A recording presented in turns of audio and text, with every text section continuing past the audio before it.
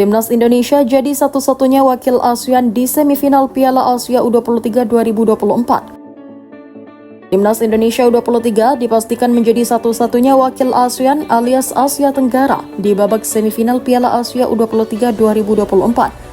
Timnas Indonesia U23 menjadi debutan di pentas Piala Asia U23 ini, namun mereka mampu terbang tinggi berkat polesan tangan dingin Shin Tae-yong. Kemudian, skuad Garuda Muda finish sebagai runner-up grup A di bawah Qatar. Dalam prosesnya mereka sukses mengalahkan Australia 1-0 dan Yordania 4-1. Di babak perempat final, Indonesia dipertemukan dengan raksasa Asia yakni Korea Selatan U23. Meski demikian, Marcelino Ferdinand DKK bisa menang 11-10 melalui adu penalti. Timnas Indonesia U23 bukan satu-satunya wakil ASEAN di babak perempat final Piala Asia U23 2024. Ada satu negara lain yang juga sukses melaju ke fase ini, yakni Timnas Vietnam U23. Di babak ini, Vietnam dipertemukan dengan Timnas Irak U23.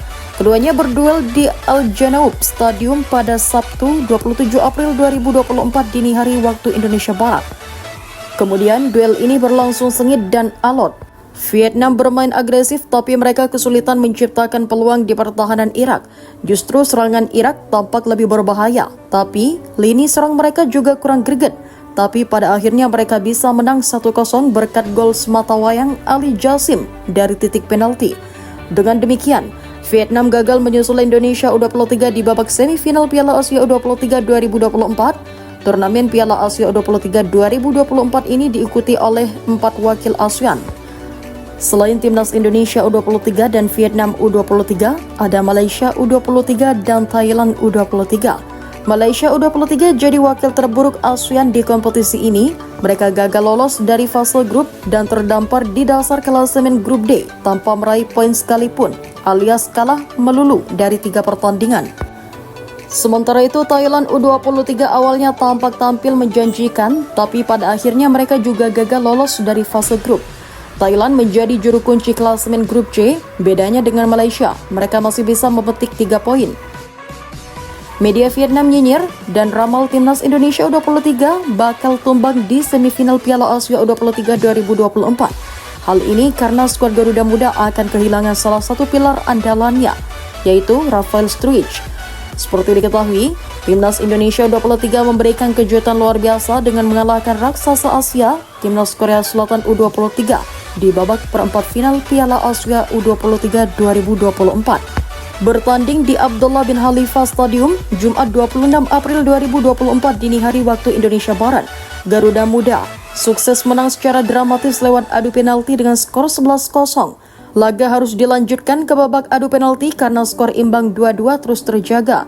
Kemenangan ini sukses membuat Timnas Indonesia U23 lolos ke babak semifinal Piala Asia U23 2024 yang merupakan pertama kalinya dalam sejarah. Selain itu, ini juga semakin mendekatkan Timnas Indonesia U23 untuk bisa tampil di Olimpiade Paris 2024. Timnas Indonesia U23 hanya membutuhkan 1 kemenangan lagi untuk bisa mengamankan 1 tiket ke Olimpiade Paris.